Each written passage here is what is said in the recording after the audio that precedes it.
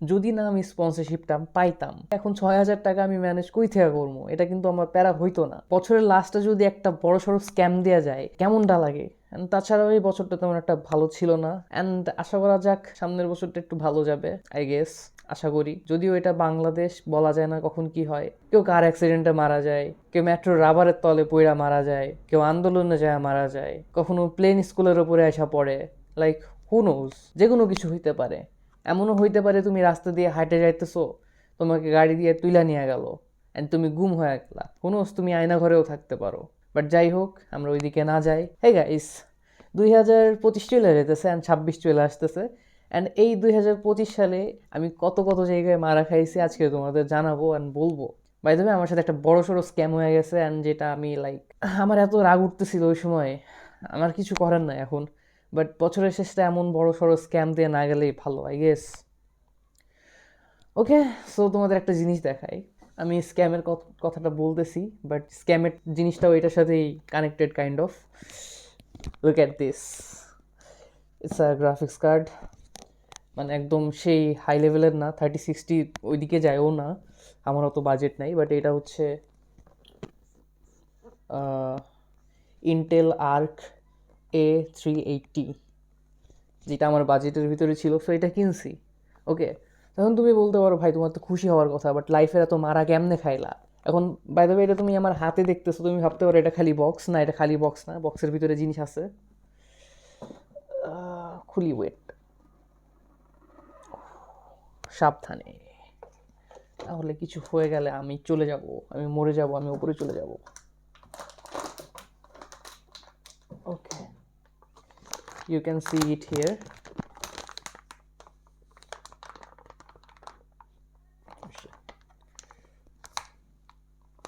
So এটা হচ্ছে graphics card. এখন তুমি আমাকে বলতে পারো আমি কেন লাগাই নাই, সো এটার সাথে স্ক্যামের সম্পর্ক আছে অনেক বড় সড়ো। তো দেখলো তো, তুমি হয়তো বলতে পারো ভাই তোমার লাইফ তো খুব ফালতু যাইতেছে, গ্রাফিক্স কার্ড ঠাট কিনা ফেলছো, ট্রিট দাও। বাট ভাই আমার টাকা জিরো হয়ে গেছে গা। তো এবার আমি তোমাদের সব কাহিনী বলি। সবার প্রথম স্ক্যাম খাইছি আমি আমার পিসি কেনার সময়। লাইক, আমি পিসি যদিও এই বছরই কিনি নাই, এর আগের বছরে বা কবে কিনছিলাম আমার ঠিক মনে নাই, বাট কিনছিলাম। তো পিসিটা যখন কিনছিলাম, আমার ওই সময় পিসি নিয়ে আইডিয়া ছিল না, তো যেটা কিনছি, ইটস আ বুলশিট পিসি।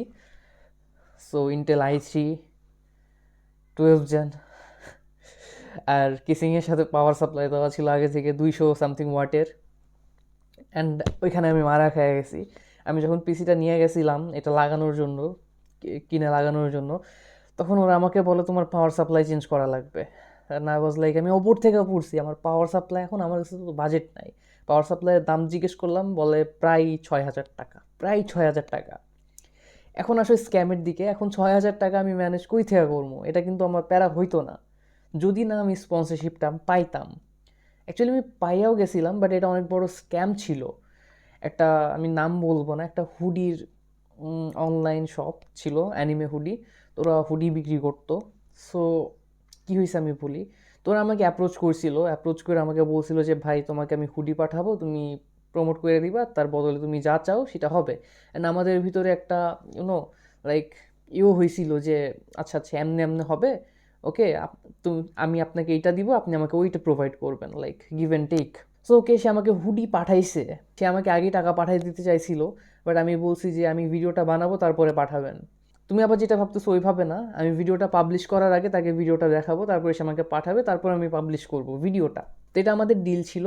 তো আমি ওই প্রোডাক্টগুলো পাওয়ার পরে আমি দেখলাম যে প্রোডাক্টগুলো কোয়ালিটি তেমন একটা ভালো না, প্রিন্টিং কোয়ালিটি। ওরা যে প্রিন্ট করছে ওটা খুইলা খুইলা চলে আসতেছিল, প্লাস ওই যে ইনহ্যান্স করলে তোমার ক্যারেক্টারগুলো ব্লারি ব্লারি দেখা যেত না, ঠিক ওই রকম। অ্যান্ড চোখ মুখ কিছুই বোঝা যাইতেছিল না। তো আমি এটা দেখার পরে তাকে ফোন করে বলি যে ভাই প্রোডাক্ট নিয়ে আনেন, আমার লাগবো না।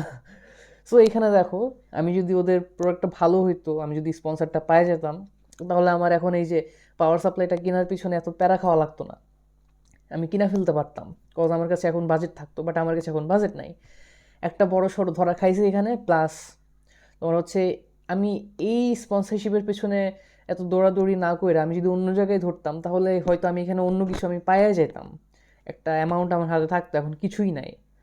প্লাস এখন তাকে যে আমি প্রোডাক্ট পাঠাইছি সেও এখন আলাদা ঝামেলা করতেছে আমার, ভাই 5টা হুডি পাঠাইছে, এটা কোনো কথা? 5টা হুডি কে পাঠায় ভাই? 5টা হুডি পাঠায় বলে তোমাকে ওইটা নিয়ে ভিডিও করতে হবে। আমি তো বুঝছি যে সে 5টা হুডি নিয়ে আমাকে দিয়ে মার্কেটিং করায় নেওয়ার ধান্দায় আছে। ওকে, ঠিক আছে। সো আমার ওইটাও প্যারা ছিল না, কিন্তু হুডির কোয়ালিটি তো ভালো না। আমি তারে ফোন করে পাঠাই দিছি। এখন এখন কাহিনী হইতেছে, আমি তাকে স্টেট ফার্স্টে পাঠাইছি। স্টেট ফার্স্টের ওই যে ছিল, যে প্রোডাক্টটা নিয়ে গেছে, সে ভাই 3 দিন ঘুরছে, আরে পায় নাই। দেন আমি আবার ডেলিভারি ম্যানকে ফোন করছিলাম ক্যান্সেল করে দেওয়ার জন্য। তো ডেলিভারি ম্যান আমাকে বলে যে ভাই আমাকে কল দিছিল, সে নাকি শনিবারে নিবে। ওকে, সব কিছু ক্লিয়ার আউট। আমিও শান্তিতে, সেও শান্তিতে, ডেলিভারি ম্যানও শান্তিতে। বাট একদিন পরে ডেলিভারি ম্যান আমাকে ফোন করে বলে ভাই প্রোডাক্ট ক্যান্সেল করবো। তাহলে আমি বুঝতে পারছি ওই নিবে না, ওই প্রোডাক্টই নিবে না। এখন এই প্রোডাক্ট আমি কী করবো? এই প্রোডাক্ট আমি ইউজও করবো না। অ্যান্ড ভাই আল্লাহ দিলে আমার কাছে সব কিছু আছে। এই যে হুডি দেখতে পারতেছো, আমার একটার বেশি লাগে না, আরও আছে। So yeah, that's the story. And ওই হুডি মেবি আবার চলে আসবে আমার কাছে। এখন আমি ওই 5টা হুডি আমি কী করবো আমি বুঝতেছি না। আমি রাইখা দিব, আমি এটা ফালামও না। দিন শেষে যদি হ্যাঁ আমার ফোন দিয়া বলে ভাই তুমি আমার হুডি নিয়ে গেছো, তুমি আমার হুডি ফেরত দাও নাই, পরে আমার দোষ হবে। সো আমি এক চিপায় ফালায় রাখবো। সে যদি চাই, সে যদি নিতে চায়, আমি বলবো ভাই আয়সা নিয়ে যাও, নাহলে কাউরে পাঠাও, নাহলে আমি আর পাঠাইতে পারবো না ভাই। আমাকে তোমার ডেলিভারি চার্জ দেওয়া লাগবে। আমি যদি আবার পাঠাইতে যাই, আবার আমাকে ডেলিভারি চার্জ দেওয়া লাগবে। এবার আমি ডেলিভারি চার্জ দেই নাই, আমি তার উপরে রেখা দিছিলাম, সে ওটা অ্যাকসেপ্ট করে নাই। আবার ফেরত আসলে আমাকেই দেওয়া লাগবে। সো মারা, আমার কিছু করার নাই ভাই, আমার বাসায় থাকবে, তোমার লাগলে তুমি এসে নিয়ে যাও। তো বছরের লাস্টে এইসব একটা বড় সড়ো প্যারা দিয়ে গেলাম। এখন আমি একটু কাজ টাজ খুঁজতেছি অনলাইনে। আমি ভিডিও এডিটিংও করি। চাইলে তোমাদের যদি লাগে, আমার ভিডিও তো দেখছো মেইন চ্যানেলে, যে একটু ঘুরে টুরে আসতে পারো, যদি কাজ লাগে দিতে পারো, যদি আমার কাছে মনে হয় অ্যাফোর্ডেবল প্রাইস করে দিতে পারি। ওকে, সো চলো আমরা আমাদের নেক্সট স্ক্যামের দিকে যাই। আমি আর কত বড় বড় স্ক্যাম খাইছি এবার। স্ক্যাম তো বলবো না, মারা খাইছি অ্যাকচুয়ালি, মারা। আমার আইডি কার্ড। এখন জানো ইউটিউবের রেভিনিউ তুলতে হইলে তোমার অবশ্যই একটা আইডি কার্ড লাগে। তো আমার আইডি কার্ড যখন বের হয়ে আসছিল, নাম ভুল দিছে, লিটারালি নাম ভুল দিছে। এত বড় ভুল আমার ভাই, আমার লাইফটাই রং, আমার লাইফটাই রং। লাইক আইডি কার্ডে নাম ভুল আসছে, লাইক হাজারে হাজারে মনে হয় কত 100 জনের মনে হয় নাম ভুলই থাকে, না তারও বেশি, হু নোজ। এখন এই নাম ঠিক করার জন্য আমি অনলাইনে অ্যাপ্লাই করছিলাম অনেক দিন আগে করছি। বসে আসি, কোনো মেসেজ আসে না, কোনো মেসেজ আসে না। এখন আমাকে নির্বাচন অফিসে যাইতে হবে। অ্যান্ড কোন একটা নাম্বার আছে ওখানে কল করলে আর কি সব কিছু বইলা দেয়। কল করলেও ওই নির্বাচন অফিসেই যাইতে বলবে। তো দেখি কয়দিন পরে যাব। বাট এখন ঝামেলা হচ্ছে, আমি নাম ঠিক করবো, ঠিক আছে, আমার প্যারা নাই, আমি যা ঠিক করে আনবো। বাট এখন সামনে নির্বাচন, পলিটিক্যাল কাহিনী চলতেছে। আজকে আমি আজকেই যাইতাম, তারপর কি হয়েছে শুনবা? বেগম খালেদা জিয়া আমার আর খবরটা আজকে দিছে। তারপরে মনে হয় সরকারি ছুটি থাকবে 2 দিন 3 দিন, মনে হয় মেবি, আমি শিওর না, শুনলাম কোথায়। সো এই বছরে আর হইতেছে না। 2 দিন 3 দিন যদি হয়, আজকে, আজকের পরের দিন 31 তারিখ, 1 তারিখও হবে না, তার মানে আমাকে 2 তারিখে যাইতে হবে। আর নির্বাচন তো ফেব্রুয়ারিতে, মানে পুরো জানুয়ারি মাসটায় নাড়ার উপর দিয়ে চলবে পুরো বাংলাদেশ। সো এখানে আরও বড় একটা মারা। প্লাস আমার ব্যাঙ্ক অ্যাকাউন্ট তৈরি করতে হবে যদি আমি রেভিনিউ তুলতে চাই ইউটিউব থেকে। ওইটা পারতেছি না, যেহেতু আমার আইডি কার্ড নেই। আমি হয়তো স্টুডেন্ট ব্যাঙ্ক অ্যাকাউন্ট খুলতে পারবো আমার জন্ম সনদ দিয়া। দেখবো, আমি ওইটা ট্রাই করে দেখবো যে আমি জন্ম সনদ দিয়া পারি কি না। আর যদি না হয় তাহলে তো মারা। বাট জন্ম সনদ দিয়া খুইলাও কি লাভ? আমার তো পাসপোর্ট লাগবে। পাসপোর্ট করতে আইডি কার্ড লাগে। আর পাসপোর্ট ছাড়া তুমি তোমার ইউটিউবের রেভিনিউ তুলতে পারবা না, বিকজ তোমার ডলার ইন্ডোজ করা লাগবে, যেটার জন্য পাসপোর্ট লাগে। দেখছো কত বড় মারা খাইছি? সেটা করতে করতে আমার হয়তো 1 বছর লাগবে। এই সব কিছু করতে করতে আমার যত ইউটিউব থেকে রেভিনিউ আসছে, এই সব কিছু আমার এইগুলো করতে করতে খরচ হয়ে যাবে, জানো তুমি। ব্যাঙ্ক অ্যাকাউন্ট খুলবো, ওইখানে আলাদা খরচ যাবে। ডলার ইনভেস্ট করবো, ওইখানে আলাদা খরচ যাবে। পাসপোর্ট করবো, ওইখানে আলাদা খরচ যাবে। তো আমার যা আর্নিং, আমার তো ওইখানেই চলে গেলো সব। তো আমার খুবই লাভ কি ভাই? ওইটা জমুক। এখন আমি ভাবছি যে ইউটিউবের আর্নিং এখন আর তুলবো না, ওইটা জমতে থাকুক, আমি পরে তুলবো। আমি আগে এগুলো ঠিক করে নেই, অ্যান্ড আমার যদি আর্নিং লাগে আমি বাইরে থেকে সামহাও ম্যানেজ করবো, স্পন্সরশিপ, এডিটিং অ্যান্ড হাবিজাবি থ্রুতে। চলো আমরা আমাদের নেক্সট মারাতে যাই। আমাদের নেক্সট মারা হচ্ছে গুগল অ্যাডসেন্স ভেরিফিকেশন। ইউটিউবে যখন তোমার টাকা আসা শুরু হবে, তোমাকে আর কি লোকেশন ভেরিফিকেশন করার জন্য তোমার আর কি একটা মেইল পাঠায় তোমার ঠিকানায়। তো ওই মেইলটা এই বছরেই আসছিল আমার কাছে। আমি মনিটাইজেশন চালু করছি অনেক আগে, বাট ওইটা আসে অনেক পরে। তো ওইটা যখন চাইছে আমি করছি, তো ওই সময় আমি এক কথা, আমি ঠিকানা আমার মাইন্ড এমনি কাজ করছে যে পোস্ট অফিস চাইছে, তো পোস্ট অফিসের ঠিকানা দিলে হয়তো আমার নিজের এলাকার পোস্ট অফিসের ঠিকানা দিতে হবে। আর যেহেতু আমি ওটা আম্মুর আইডি কার্ড দিয়ে খুলছিলাম গুগল অ্যাডসেন্স, তো আম্মুর এলাকার ঠিকানা দিছি আমি। আমি ঢাকার ঠিকানা না দিয়ে আম্মুর এলাকার ঠিকানা দিছি, অ্যান্ড ওই কার্ড কই গেছে, আম্মুর এলাকার ঠিকানার পোস্ট অফিসে গেছে। অ্যান্ড ওইখানে কি হয়েছে, ওইখানে আমার কোনো মানুষ নাই, অ্যান্ড আমি ওইটা নিয়ে আসতে পারি নাই। মারা এত বড় ভুল যে আমি কেন করছি। আমি ভাবছি যে আইডি কার্ড যেখানে লোকেশন দেওয়া আছে, যেখান থেকে তৈরি হয়ে আসছে, ওইখানে যেতে হবে। বাট আমি এটা জানতাম না। আমি আমার মন আমাকে মারাইতে চাই নাই যে আমি এখানেও দিলে কোনো প্যারা নাই, এখানে চলে আসবে। আই নো আমি একটু বোকামি করছি, বাট শিখছিও তো অনেক কিছু। পরে আমি আবার অনেক ঘাটাঘাটি শুরু করলাম অনলাইনে, যে এখন কি করা যায়, এখন কেমনে আনবো, একটা প্যারায় ছিলাম। তো আমি ফাইনালি আবার ওইটার লোকেশন চেঞ্জ করে আবার নতুন করে অ্যাপ্লাই করছি, দেন 2 উইকের মাথায় ওইটা চলে আসছে। এটা নিয়ে আমি এত প্যারা খাইছি, আমার পরে যা মনে হয়েছে যে আমি এত বলদ কেন, আই ডোন্ট নো। ওকে, ওইটা পাওয়ার পরে আমি আমার সব কিছু করছি। দেন ওই সময় বেসিক্যালি জুলাই আন্দোলন চলতেছিল, তো ওই সময় এইসব কাহিনী হয়েছে। তো ওই সময় আমার ইউটিউবের মনিটাইজেশন বন্ধ ছিল ফর সাম রিজন। আমি তো ভয় পেয়ে গেছিলাম, তোমার মনে আছে ইন্টারনেট ব্লক হয়ে গেছিলো কয়েকদিনের জন্য, কোনো দেশে ইন্টারনেট ছিল না। অনলাইন যখন ইন্টারনেট ব্যাক আসলো, আমি দেখছি যে আমার ইউটিউবের মনিটাইজেশন অফ হয়ে গেছে। বেসিক্যালি এই আমার ভেরিফিকেশনের জন্য অফ ছিল, তো এটা ভেরিফাই করার পরে ওটা ঠিক হয়ে গেছে। তো এই ভেরিফাই করতে আমার আরও 2 উইক লাগছে। সো দেখছো আমি কত প্যারার মাঝখানে ছিলাম। ওই শিট, এত প্রেশার পাইছি ওই সময়। আমি তো ভয় ছিলাম যে আমার টাকাগুলো চলে যায় কিনা। ওকে, সো এটা আরেকটা গেল। চলো আমি তোমাদের আরেকটা বলি, জুলাই আন্দোলন। তো জুলাই আন্দোলন জিনিসটা ফার্স্টের দিকে অনেক অনেক বেশি স্বাভাবিক ভাবছিলাম বাংলাদেশের জন্য।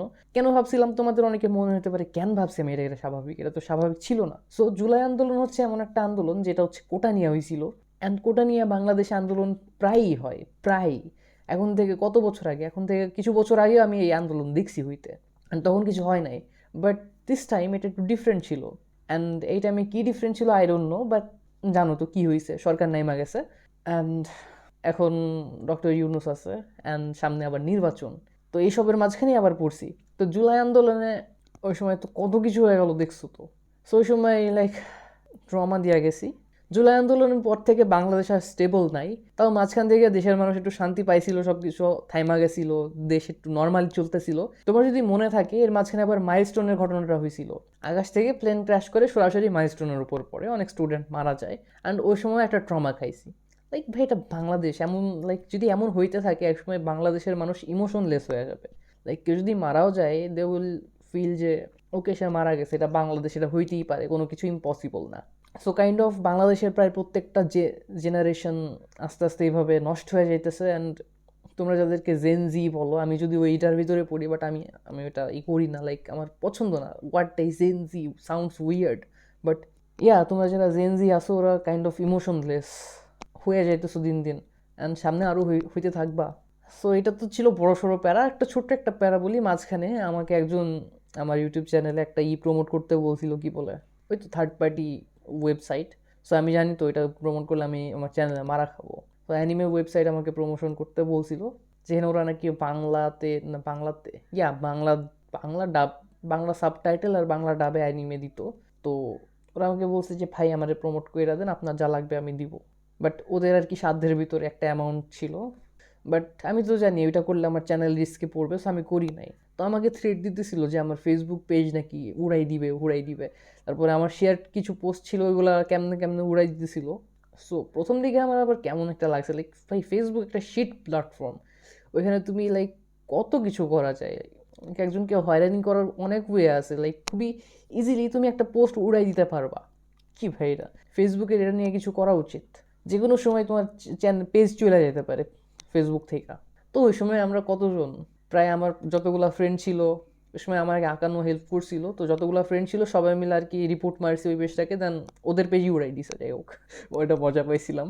তো এই ছিল ভাই এই পুরো বছরে, আরও হয়তো অনেক মারা খাইছে আমার হয়তো মনে নাই, বাট ইয়া এবছরে এতগুলো মারা খাইছি। অ্যান্ড বাংলাদেশে যখন তখন যে কোনো কিছু হইতে পারে, প্রতিনিয়ত কার অ্যাক্সিডেন্ট দেখতেছি, মেট্রো রেলের উপর থেকে রাবার খুইলা পড়ে যেতেছে, লাইক ভয় লাগে ভাই কখন আমি নিজে চলে যাইগা। তো যাই হোক, আমাকে এটা লাগানোর জন্য ওয়ার্ক করতে হবে। এখন কি করবো আই ডোন্ট নো। যদি তোমাদের কাছে আমাকে হেল্প করার কোনো ওয়ে থাকে, প্লিজ আমার ইনস্টাগ্রামে আমাকে ডিএম করো, যেন আমি এটা লাগাইতে পারি। And by the way, everything is give and take. আমি যা দিব তার বদলে তুমি আমাকে দিবা, এমন হবে না যে তুমি আমাকে দিবা আমি নিয়ে যাবো, এমন কোনো দিনও হবে না। সো ইয়া, যদি তুমি আমার কিছু দিতে চাও, আমার আমার কাছ থেকে তোমাকে কিছু নিতে হবে। বাট হ্যাঁ, জিনিসটা একটু লাইক একটা লেভেলে করতে হবে। যেমন যদি আমি নাম্বার 10-এ থাকি, তাহলে তোমার নাম্বারটাও লেভেল 10 হইতে হবে, তাছাড়া পসিবল না। দেখা গেলো আমি লেভেল 10-এ, তুমি লেভেল 1-এ, তাহলে হবে না। আই হোপ তুমি বুঝতে পারছো আমি যেটা বলতে চাইছি। ওকে, সো আজকের মতো বাই বাই।